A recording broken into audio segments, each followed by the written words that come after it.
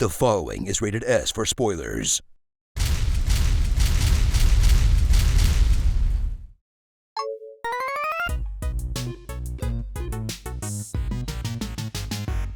When the tedium of games built to maximize hype, profit, and appeal has worn you down, try embarking on a journey of galactic proportions.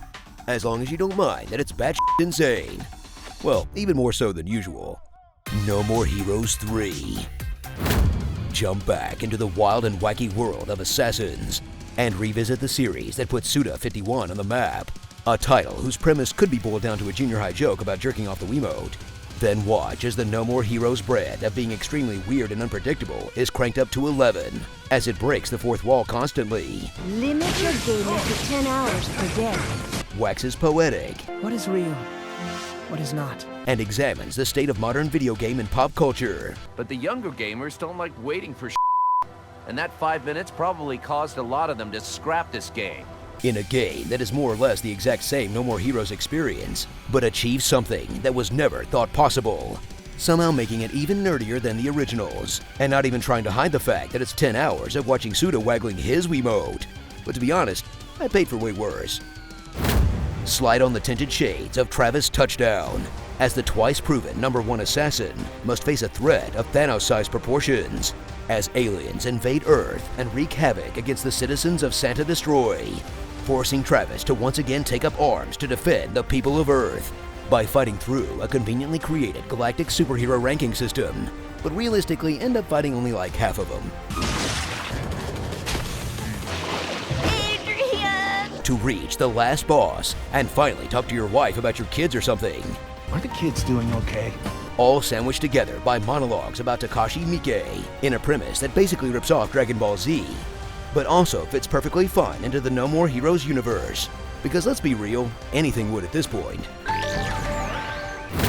Slice into the by-the-numbers gameplay loop of No More Heroes as you go around different areas to earn gems and designated fights, in between doing inane jobs to earn money, to pay off the entry fee for the boss fight, if you aren't spending it all on gacha first. Then rinse and repeat as the price for boss fights gets higher and higher until you crush enough money out of your foes anyway, so you can spend all your other time finding collectibles, finally achieving a good ratio of side quest to main story, mostly with the grand innovation of not making you mow grass for half the game. Hack at the numerous geometric alien foes standing in your way as you throw a combination of light and heavy attacks to slowly chip away at their health bar, while you spam the dodge in hopes of activating bullet time to actually get some real damage in conjunction with your death powers that give you an edge when you remember to use them, as you chain combo after combo until you run out of energy and sprint off impotently to jerk it off again. Then come back to deal the finishing blow and activate your slots, sometimes granting you a broken power that will have you tossing people around like a rag doll. Not that dying is really that big of a problem when you get to spin the Wheel of Fortune and mostly come back with a perk to help you in battle.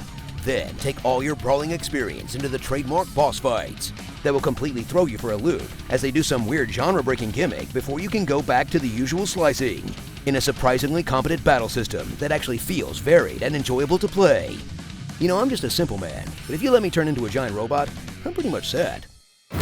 So charge that beam saber and get ready to pump those Joy-Cons for a franchise that used to be more style than substance, but now comes with a completely lopsided amount of style, creating a perfect love letter for Suda and people like him.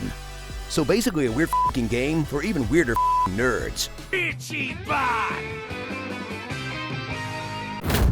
Starring Fear and Loathing in Santa Destroy, Not Armstrong, Tanya Harding, God Tier Waifu, Stripper Zero, Black Lightning, Costco Virgil, every bad Power Ranger monster, the fabulous flamboyant Frieza, the most important character in the series, and Takashi Miike, obviously, full of game.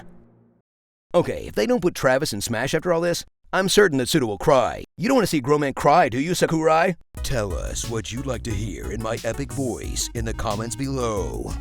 Summon your weapons, Ophelios. The deadliest is your faith. I have never followed a rule. That is my rule. Do you follow? I don't.